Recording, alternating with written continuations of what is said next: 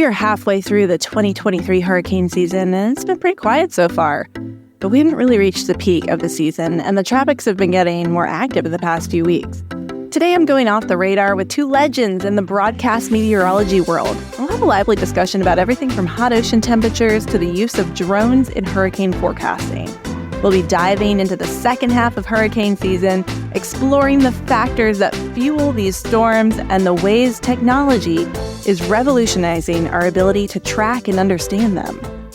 I'm meteorologist Emily Gracie, and you're listening to Off the Radar, a production of the National Weather Desk. On the show, we dig deep into topics about weather, climate, the ocean, space, and much more. Our goal is to help you better understand the weather and to love it as much as we do. Today's episode features two meteorologists that have decades of experience studying and tracking hurricanes. Let's start with James Spann. He's a broadcast meteorologist in Birmingham, Alabama at ABC 3340, where he's been chief for 25 years. While he's local to Alabama, he's become a household name nationwide for his weather communication skills. In fact, just last week, he went viral for his response to a crazy TikTok video claiming that a Category 6 hurricane was headed to Florida. It's predicted that September 6th of this year, Florida and the Carolinas will be hit with a Category 6 hurricane. Stop. There's no such thing as a Category 6 hurricane. The Saffir-Simpson scale is 1 to 5. So here's a problem here. There's no skill in forecasting the placement and the intensity of a tropical cyclone beyond 5 to 7 days. As you can tell, James has a knack for fearlessly shutting down inaccurate weather information. He never lacks passion for meteorology, and you'll hear that in our talk today. Also joining the discussion is Alex Garcia. Alex's role as a chief meteorologist in San Antonio is just a tiny piece of his weather puzzle. He's held numerous titles in his career, including professor, news director, and even podcaster. He also organizes his own tropical weather conference every year in Texas. Both James and Alex hold the prestigious Certified Broadcast Meteorology Seal of Approval from the American Meteorological Society and serve numerous volunteer positions. So I was thrilled to get them both in the audio booth for 30 minutes to get their take on all the tropical talkers of the year. So whether you're a meteorologist, a concerned coastal resident, or just someone who's curious about the forces of nature, this episode has something in store for you. You'll get some great insider information on the hurricane season so that you and your loved ones can be better prepared for the next 3 months. All right, James Spann and Alex Garcia, this is a huge honor to have you both on the show. You guys are both podcasters yourself. I've been learning from you. I've been listening to you. I've been watching you my entire career. So it's an honor to talk to two great meteorologists and two great tropical meteorologists as well, because I know some stuff about tropical weather. I know about the hurricane season, but I want to know more, and our listeners do too, because this season has been interesting. Every season is interesting. But I want to start by introducing you and getting a little background on both of you. Alex Garcia, San Antonio, you've been not only in the weather world, but also running your own tropical conference for years. So I'd love to get a little bit of background on you and how you got into weather and what you're up to right now. TV is such a small part of it these days. Yeah, TV is a little small part of everything that I'm doing. Ever since we got involved in producing this tropical weather conference, it's kind of opened up completely with the pandemic that came along. That we had to make a pivot. We turned it into a TV show, and that turned into a podcast, and that turned into a live cast. And so, yeah, it's a busy time for us. A lot of things going on, interviewing a lot of folks, taking some really interesting looks at what is happening in the hurricane prep world, also in the resilience world. So that's really interesting as well. So you have been a meteorologist for a few years. What got your interest in weather way back when? Oh man, I'm going to date myself. The first thing that really got me excited about weather was Hurricane Carla. I think James will probably remember that. That was back in 1961. I was 10 years old at the time, and I was in Victoria where the eye passed over. And I remember that storm vividly, just as it happened yesterday, trees coming over, cars being pushed around. trash cans flying through the air. Yeah, I remember that. That kind of sparked the interest in weather. And from there, it just kind of went on, ended up in radio, ended up in TV, and here I am doing weather all these years later. It's funny how there's always that hurricane or storm that defines our childhood and our decision. Yeah. I'll date myself. It was Hurricane Gloria for me. Also, I was a New Englander, so hurricanes didn't really define my interest in weather, but it's definitely where it's at now. James, what about you? Give me a little background on how you got into this world. Got a great Hurricane Gloria story, but we'll save that for another day. All right. No, I am from rural South Alabama, and every summer day we have air mass storms here, and the other kids were aggravated by them. They did not like them. They hated them. I thought they were outstanding. I mean, they were great. And so I started as a young child on air mass storms. Then we moved to Tuscaloosa, Alabama when I started fifth grade. And I lived in Tuscaloosa in the decade of the 1970s. And you think weather is wild now, you should have lived through the 1970s. And I was a child of the super outbreak of 1974 and so many other individual events that really got me hooked into this. And so I never thought this was a career possibility. My first major in college was electrical engineering, but I found out that this was a viable career option, changed colleges and majors, and I've been at this for 45 years. Me and Alex, we're seasoned veterans. Yes. Seasoned. That's a great way to put it. Lots of seasons on it. Old as dirt. So let's talk about this hurricane season. NOAA just came out with an update to the forecast for this year. We're about halfway-ish through the season right now, but not quite to the peak. So first, I want to start by asking you about these long-term forecasts that Colorado State and Climate Prediction Center puts out, and your faith in them and your opinion on them. Well, I've talked with Phil now for I don't know how many years, ever since he took over, and then even before that, I knew Dr. Gray. And what they've always said is that it's not really a forecast, but it is a trend that gives you an idea of what could potentially happen given all the conditions that have kind of set up, either in the Atlantic or the Pacific or in other little areas. And these little things kind of come together to give you a trend so that you can kind of see what's coming up. This year, kind of an interesting one, involving El Nino and involving the Atlantic. And that's something I guess we'll get into here in just a minute. James? Oh, yeah, for sure.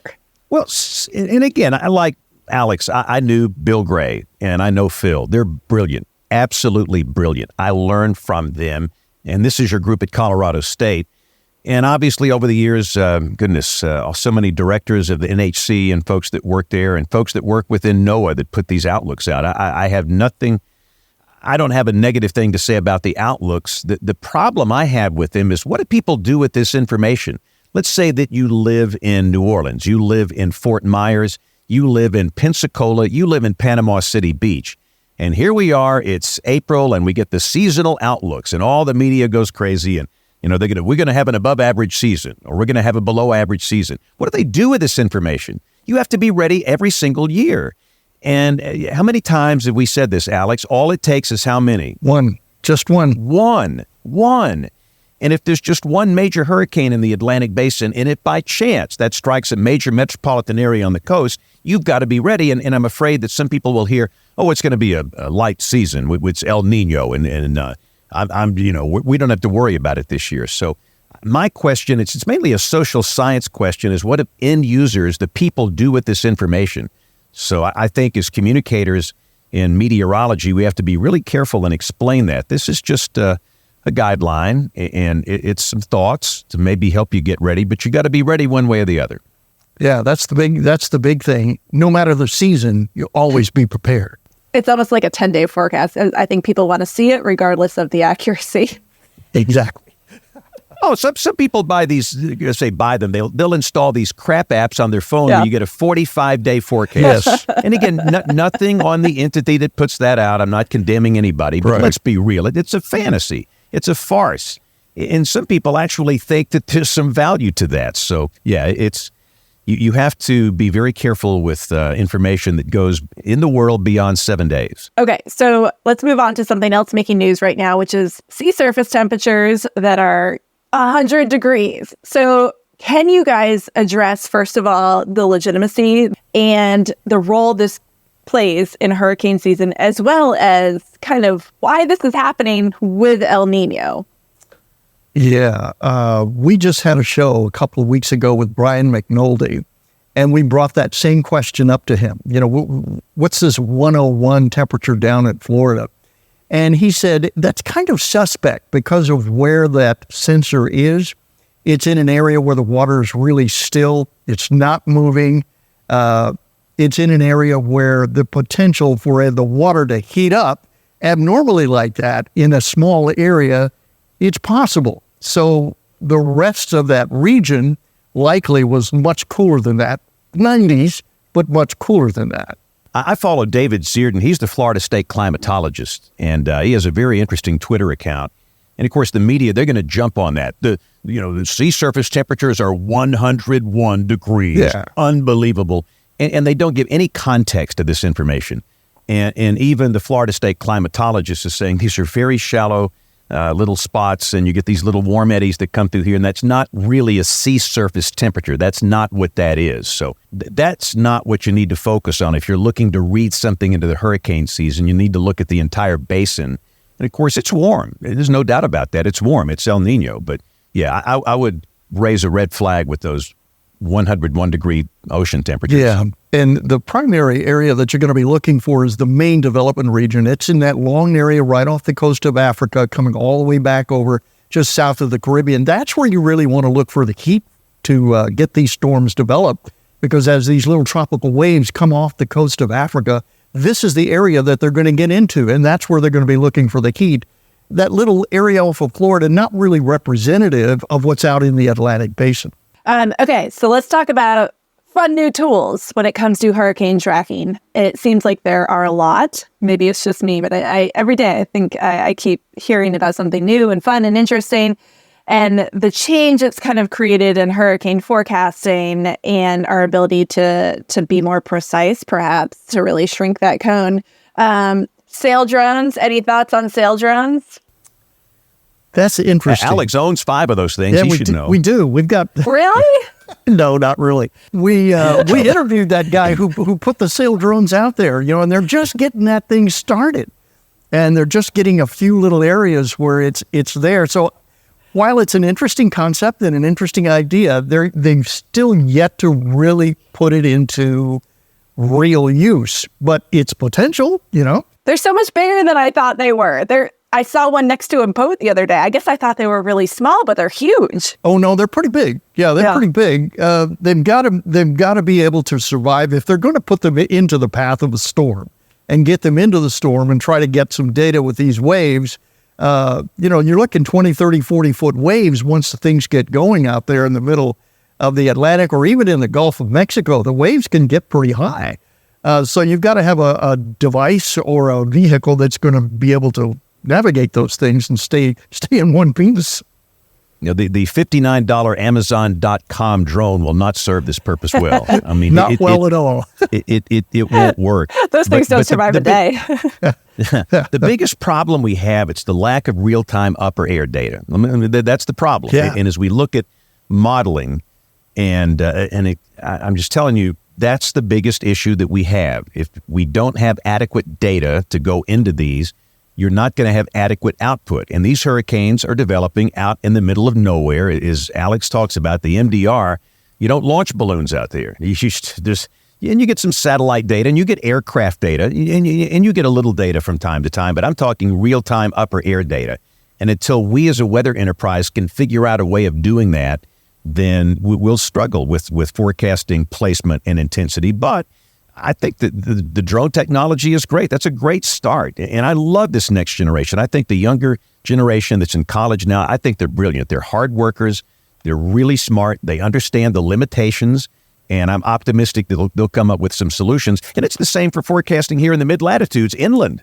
Same problem. We're launching balloons twice a day. How insane is that? This is 2023, and we're launching these radio signs twice a day. Yeah. How much does the atmosphere change in 12 hours? And I know on active days, they'll launch maybe 4 a day, but we've got to figure that out. That's our biggest restraint. Yeah, I totally agree. I mean, that's the biggest hole in the data that we need. And when we're still launching balloons decades later, we're still using 1950s technology to gather data. Okay, well, let's move on to airborne radar then, and the idea of attaching radar to aircraft and flying to a storm. Do you see benefit in that? Well, there is a benefit. You know, the hurricane hunters have airborne radar. That's how they get themselves through in and out of those storms. When I was on a couple of those flights with them, that radar was indispensable. And there was a replacement aircraft coming out for us. We'd already been out about 7 hours, and that radar went out. So they had to turn around and go back, and we had enough fuel to stay another 7 hours, so we stayed out there. That radar is important. It really kind of picks up on the strength of the storm, how it's forming, where those eye walls are really starting to either reform or break out. And commercial aircraft have onboard radar, but obviously the object for them is to stay as far away from those things as they can. Exactly. So it's not going to do much good with the commercial jets that fly. But and again, I have not had a chance to go up with hurricane hunters. I would love to do that one day. You got to do it one day, but still, that's a critical part of the data for them, and they have to be safe. This is dangerous business, Alex. You know that this is we take it for granted what these men and women do, and it with the Air Force Reserve, with NOAA. How bad was that flight, Alex? How bad is it up there? The most of the flight, believe it or not, is pretty quiet until you get to the storm, and that's when you hit the turbulence, and then it's a little bit of an interesting ride. It can get pretty crazy. We went from Cat 1 to Cat 2 to Cat 3, and you can tell the difference in the turbulence, and it's not so much at the eye wall, but it's the turbulence approaching the eye wall that gets kind of hairy. We did talk to a couple of the pilots that were in Hurricane Ian, and that's when that aircraft dropped and just lost altitude really quick. That really scared them. That storm was pretty strong. So to listen to them talk and the pilots talk, that scared them completely. This is a really rough business to be in up there. And I will say one more thing. I think buoy density will help us if we can have more a finer density of buoys across the Atlantic Basin. And they're out there and they do fine, but there's not that many of them. And again, the more data we have to work with, the better off we'll be when it comes to forecasting placement and intensity and do nowcasting of hurricanes. Those buoys are awfully important. Exactly. Southwest Research here is working on those little micro satellites that they're putting up, a series of these little satellites that'll be going over the main development region a lot quicker than we'll get other data from. And so we're looking maybe to leverage those to give us some data that we haven't been able to get so far. So, James, you say more upper air data. What do you think would be beneficial? Is that a satellite answer, or because how else are you looking at stuff over the ocean? Well, that's the challenge. I mean, this is hard, and obviously, satellite derived upper air data is okay, but it's not real data. It's satellite derived. It's an estimate, and and you look at drones. I think that's. And you can't just have 1 million drones flying over the ocean at any given time because the batteries are limited. But it's a challenge. Nobody has a direct answer to that. But yeah, it starts with better satellite upper air wind estimates. It starts with putting a bunch of drones up. Instead of launching balloons twice a day, let's leave the drones, and we got active weather, leave them up there as long as they can fly with the battery technology we have. And they can be put out in the Atlantic Basin. The United States military, they can have drones on their ships, the Navy, and they could launch them in some of these basins where hurricanes are active. So the more creative we can be, the better off we'll be. I know, James, I've asked you about this, but do you think AI plays a role in future upper air data and analyzing satellites? Everybody gets creeped out over AI. Oh, man, it's going to take our jobs away. No. Come on. I mean, I'm old enough. Alex had been, we've been around for a lot of emerging technologies over our lifetime. And this is the same fear I've seen over and this is going to take our jobs. Well, no, it's not. If you do your job right, it won't take your job. It might take a few, but it's not going to take, most of the jobs. And I think we need to look as that, not as a threat, but as a tremendous advantage possibility going forward. Machine learning and AI. One of my good friends is Dr. Neil Jacobs. Neil was the administrator of NOAA, acting administrator, and he is the numerical weather czar. And he's really excited about it. And if he's excited about it, I'm excited about it in terms of future modeling and accuracy of models, because we often live and die by these models when it comes to hurricane forecasting, tornado outbreak forecasting, daily simple weather forecasting. So yeah, I think it's a good thing. Yeah, and like anything else we look at, numerical weather prediction, you've got to have someone professional looking at it to go through the data and make sure it's right. Well, let's talk about communication, because this is really where it all comes together for us. You can have all the tools in the world, but if we're not communicating this information correctly, they're useless. So let's talk about NHC and some of these terms. Potential tropical cyclone is one of them that perhaps causes a little confusion. We're hearing it this year. So give me your opinion on the use of more communication warnings like this when it comes to potential tropical cyclones, or added warnings like storm surge warnings. Is more better? I'm not qualified to answer that because my background is engineering, meteorology. That's it. What you're asking, it's a social science question. And this is why we have to have this interdisciplinary approach in the weather enterprise to be successful. And you're right. You can have the best forecast in the world, but if people don't hear it, if they don't understand it, if they don't react properly to it, what good is it? And these brilliant men and women have been so helpful to me over the last 10 years, really, about communication and effectiveness. And I think all of this is a social science question. And the other thing that we have to consider, understand now that many, many, many citizens of this country, they don't get weather information from the National Hurricane Center. They don't get weather information from James or Alex. They get it from their favorite TikToker or YouTuber. These people have millions and millions and millions and millions of followers and views. And that's another issue. And I'm not saying they're all bad, but I'm saying some of them are bad. And some of the information is really bad. And for them, monetizing those channels involves hyperbole and fear. They use fear to drive views, engagement, and which in turn creates money for them. But at the same time, it's a horrible thing in that you're scaring people half to death with information that's really flaky and not necessarily true. So we've got to fight that as well. And I think what we need to do is educate the public in terms of what is a reliable source of information.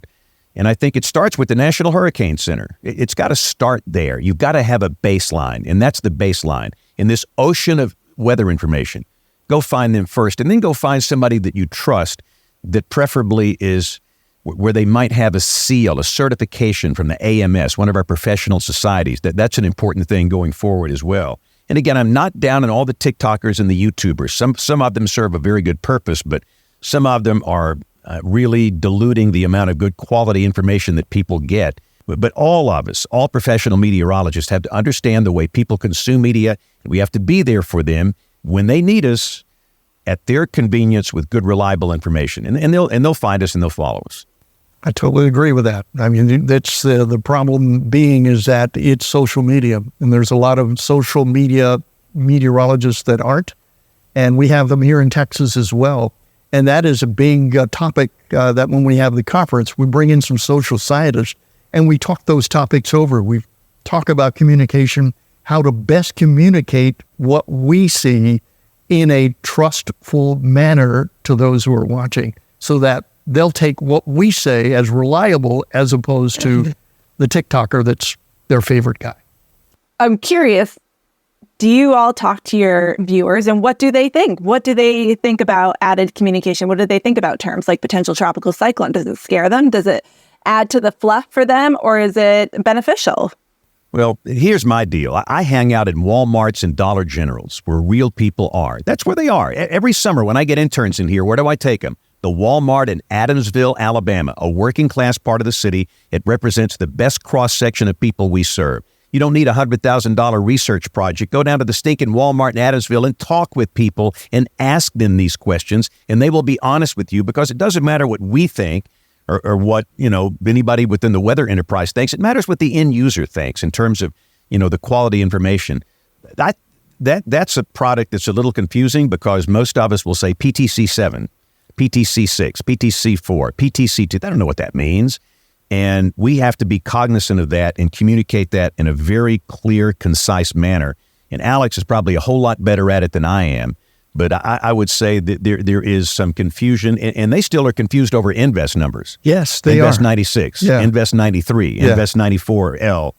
AL93. They It's don't very know what any confusing. of that means. It is, and we often don't stop and explain it effectively, and we have to be better at that. Don't you agree, Alex? It's just I totally so much, agree. Yeah, when it comes down to a hurricane that's developed, that's fine. You got hurricane, advisories that come out, hurricane watches, hurricane warnings. But in the initial phases of these tropical cyclones, when they're an invest, when they're a PTC, I think we have to be better. We do. I mean, we have to take time and explain what we're looking at and walk them through the process of what's happening there. This is why we're calling this an invest. This is what we think is going to do, or these are all the little parameters around that thing and why we're calling it that. So I do that on social media in my posts, but I also take time on air to explain to people, this is what an invest is. Now I'm going to have to do the same thing with the PTCs. And we have to be better at communicating uncertainty. And I know we've talked about this forever, but I think that is true in that the world, I think, is kind of shifting from the deterministic forecasting to the probabilistic forecasting, which I think is the right thing to do. But again, we have to effectively communicate that. And that goes back to the maps and, the maps and the cone and all this debate. Alex has probably had 100 shows on this. But again, we just have to understand the end user and all people groups. And that's another thing. It's not people that look like us and think like us and have the same worldview we do and the same education level we do. We have to reach all these different people groups, and we have to be cognizant of that as well. And there's a lot of social, educational, kind of psychological things in that. And one of that big thing with the cone is that center line. If you put the center line in the cone, that's where they're going to focus on and forget that the storm can go either way. So you yank the center cone, the center line out, and now they're still kind of figuring out, well, I'm not on the edge of the cone. Wait a minute, it can go on the outside. So now what do? There's always something with people's perceptions of what you put out there as a warning. So we have to find a better way to communicate that. And I think probabilistic methods of doing that is probably the way to do it. It's interesting. NHC, I feel like every year says the same thing. Like, let's focus on impacts. Don't focus on the cone. But guess what? Every year, even as broadcast meteorologists, you're waiting for the advisory to come out and you're waiting. And the cone is the last thing. And boom, there it is. You throw it out on social media. Yes. That's what everybody wants to see. So it's we love it. We hate it. Okay, so let's talk about this season, the rest of the season, and kind of what the future holds. Well, everybody's been focused on the battle. We've done a couple of shows on this, and the El Nino versus the SSTs in the Atlantic. Well, that El Nino is not the El Nino of 1998. That thing is just like barely getting its act together, so it's pretty weak. And I think the SSTs are going to take it down. So future of hurricane forecasting, I feel like people keep asking me the same two questions. And those two questions are, is the hurricane season going to become longer ever? And are we ever going to have a Category 6? So I want to hear what you two have to say to those super fun questions. Let us hear it. Go for it, Spann. I mean, let's be honest. Can we just shoot straight here? I mean, as we do on Weather Brains, we're straight shooters. I mean, weather has become politicized, and I hate that. I can't stand politics. I can't stand any of them. I mean, I'm not a right-winger. I'm not a left-winger. These extremists have taken over, and somehow weather has become part of it now. And that is so sad, because anytime you say anything about your questions, you will be attacked by political extremists on the left and on the right.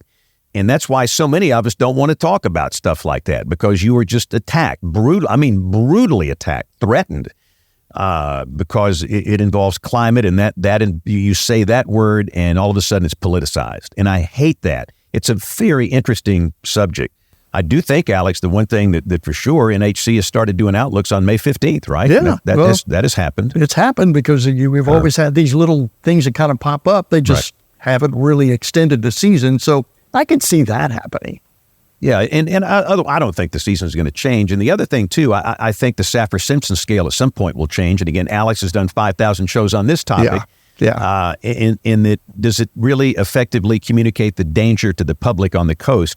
And I think there needs to be some refinement and some improvement there. And again, that's a social science question. But You look at what they did to the Fujita scale when it comes to tornadoes. For years and years, we had the F scale. Right. Now we have the EF scale, which is the enhanced Fujita scale. Uh-huh. And I think at some point they will look at making some changes to the Saffir-Simpson scale, enhance that, and whether they change some of the criteria and they add a 6 or a 7. I think that would be more of a logistical thing than a weather thing if that happens. Right.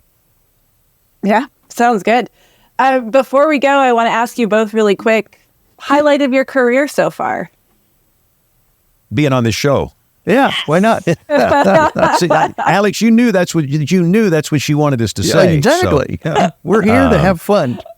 No, any big storms or coverage, it doesn't have to be highlight, even most impactful thing that you've dealt with in your career. I'll say that the most bizarre thing for me, my first week in television in this market in Birmingham was September 12th, 1979. Alex might remember what happened September 12th, 1979. We had a hurricane called Frederick, Category 3, that came right up Mobile Bay, upper in Category 3.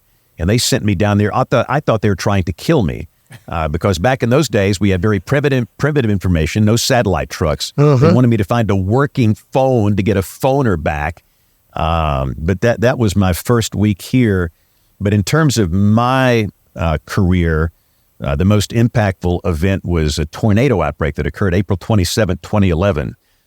252 people died on my watch in one day with 62 tornadoes. Wow. And that will always be in my soul. I have almost every single name memorized of the people that died that day. I know a lot of their family members, and it's very motivating for me. And I know there should be a day to celebrate the ones that lived because of the warnings that were provided that day, but I'm still focused on the ones that didn't.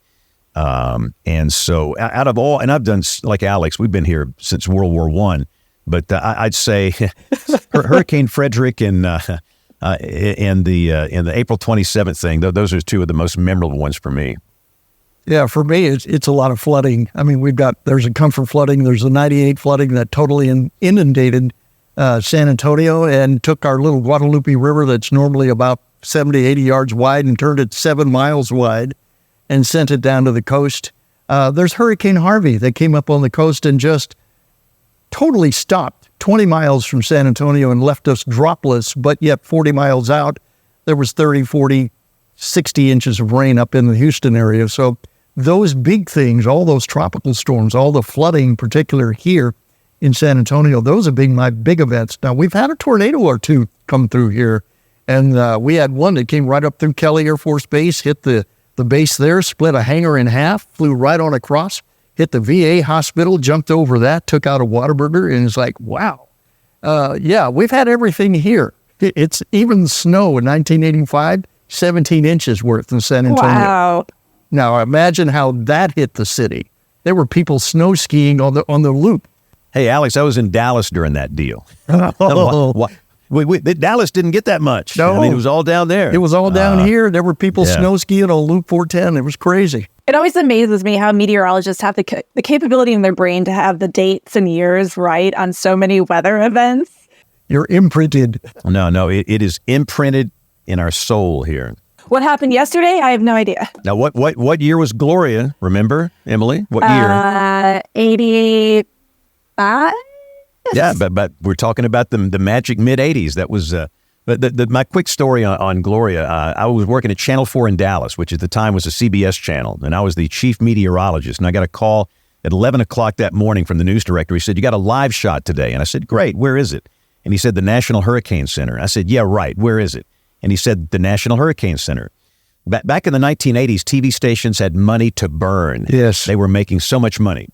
And they had a Learjet waiting on me at the Addison airport. They flew me to Miami, got off, had a car. We were on the air for the evening newscast from the National Hurricane Center for Gloria, which had nothing to do with Dallas-Fort Worth. Right. But it was a different world back in the 80s with television. But yeah, that was that was my first trip to the Hurricane Center. Alex was good old Gloria. Wow. So, but they don't. And by the way, for those listening to the show, they don't do that anymore. Television, no more Learjets. Don't even do that. But Emily's got a story. Go tell your Gloria story. The Gloria story is I barely remember. We all went to the basement, and now it's funny because I live in a tropical zone. I live in Charleston, South Carolina, And it's just funny to think back to, we all went and got in the basement, and like, we would never do that here. That's a terrible idea. First of all, we don't have any basements. Yeah, very bad idea.